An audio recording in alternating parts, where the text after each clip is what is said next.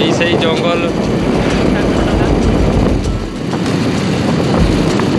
এই সেই জঙ্গলরে ଆମେ ରାତିରେ ଯେତେବେଳେ ରିଟର୍ନ କରୁ କାମ ସାରିକି ଏଇ ଜଙ୍ଗଲରେ ଆମେ ବହୁତ ଭୂତ ହାବୁଡ଼ିଛୁ ହେଲା। ପଛକୁ ଅନାଏ ଭୂତ ବହୁତ ଜଗିଥାନ୍ତି ଆମକୁ, ହେଲେ କିଛି କରିପାରନ୍ତିନି। ଏଇଟା ହେଉଛି ନୀଳଗିରିରୁ ବାହାରିଲା ପରେ ଉଦଳା ଯିବା ବାଟରେ ଏଇ ଜଙ୍ଗଲଟି ପଡ଼େ।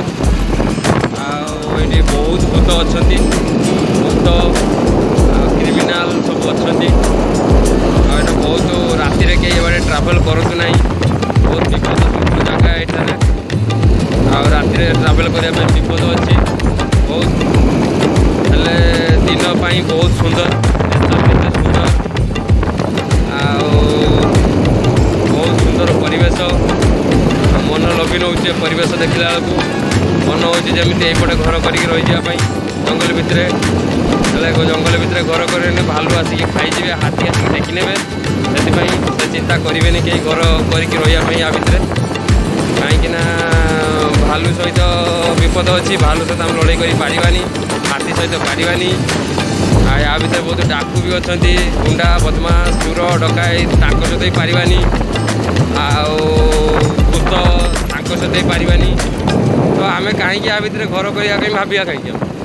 ଯଦି ଯେକୌଣସି ହତିଆର ଥାଏ, ହାତୁଡ଼ି ଛାଡ଼ି ରାତିରେ ଏବାଟେ ଟ୍ରାଭେଲ୍ କରିବେ ମାନେ କିଛି ନା କିଛି ହତିଆର ନେଇକି ଟ୍ରାଭେଲ୍ କରିବେ। ବହୁତ ବିପଦ ଏ ଜଙ୍ଗଲରେ। ଆମେ ପ୍ରାୟତଃ 2-4 ଥର ଏବାଟେ ରାତିରେ ପାରେଇଛୁ। ଆଉ ଏ ଜଙ୍ଗଲରେ ଆମେ ବହୁତ ହାବୁଡ଼ିଛୁ। ମାନେ ଡକାୟତ ଆମକୁ ଭେଟ ମିଳନ୍ତି, ଡକାୟତ ଅଟକିବା ପାଇଁ ଚେଷ୍ଟା କରନ୍ତି। ଆମେ ତ ବାହାଦୁର ପିଲା ନା, ଆମର କ'ଣ, ଆମେ ଲଢ଼େଇ କରିଦେବୁ ତାଙ୍କ ସହିତ।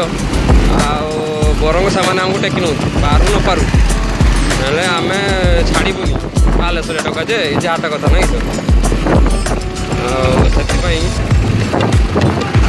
ଆମେ ହଁ, ଆଉ ହେଲେ ବି ଆମେ ରାତିର ଜାଣି ଶୁଣିକି ଏବାଟେ ଆମେ ଗମନ କରୁ ହେଲା। ଆମେ କେଉଁ ଦେଖିବା କିଏ ହାବୁଡ଼ରେ ପଡ଼ୁଛୁ।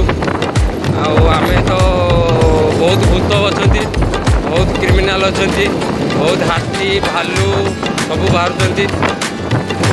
ହେଲେ ଏଇଟା ଟିକେ ମଝିର ଗାଁ ଟିକେ ଅଛି, ଛୋଟ ଗାଁ ଅଛି, କେତେଟା ଘର ଅଛି। ଆଉ ଏ ଘର ଏମାନେ କିଛି ନୁହେଁ, ଏମାନେ ସନ୍ଧ୍ୟା 6ଟା ହେଲେ ଏମାନେ ବି ଡର ଘରୁ ବାହାରନ୍ତିନି ହେଲା। ହାତୀ ଟେକି ନିଅନ୍ତି ବୋଲି, ହାତୀ ଆଜି କାହାକୁ ଟେକି ନା, ହେଲେ ଟେକି ନିଅନ୍ତି। ଆଉ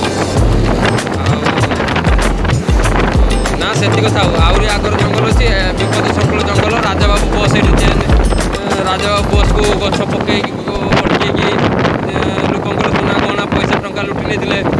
ସେଇ ଜାଗାଟା ବି ଟିକେ ଆମେ ଦେଖେଇବା ହେଲା।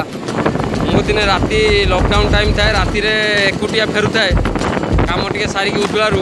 ରାତି ପ୍ରାୟତଃ 10:30 ପାଖାପାଖିରେ, ପୁରା ଲକଡାଉନ୍ ସଟ୍ଡାଉନ୍ ଟାଇମ୍ରେ ମୁଁ ଏ ରାତିରେ ଜଣକୁ ଏଠି ହାବୁଡ଼ିଲି। ସିଏ ମୋର ଅବଶ୍ୟ କିଛି କରିପାରିଲା ନାହିଁ, ହେଲେ ବହୁତ କିଛି କରିପାରିଥାନ୍ତା, ହେଲେ କିଛି ପାରିଲା ନାହିଁ।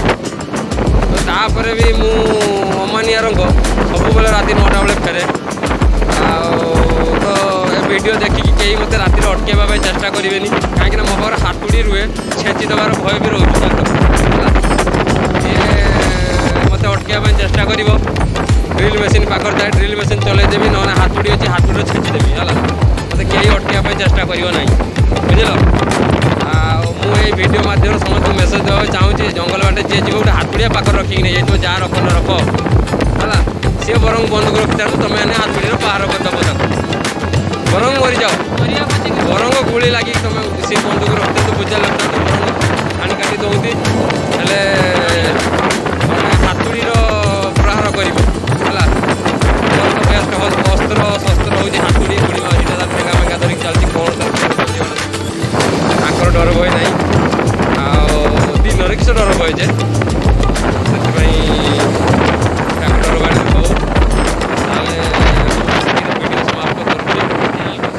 ଆଉ ଅନିଲ ପରିଡ଼ା ଚ୍ୟାନେଲକୁ ସବସ୍କ୍ରାଇବ୍ କରନ୍ତୁ, ଆଉ ବେଲ୍ ଆଇକନ୍ ପ୍ରେସ୍ କରନ୍ତୁ, ଆଉ ଲାଇକ୍ଟେ ସେୟାରଟେ କମେଣ୍ଟଟେ ଦେବେ। ଆଗକୁ ନେକ୍ସଟ ଭିଡ଼ିଓ ପାଇଁ ୱେଟିଂ କରିବେ ହେଲା।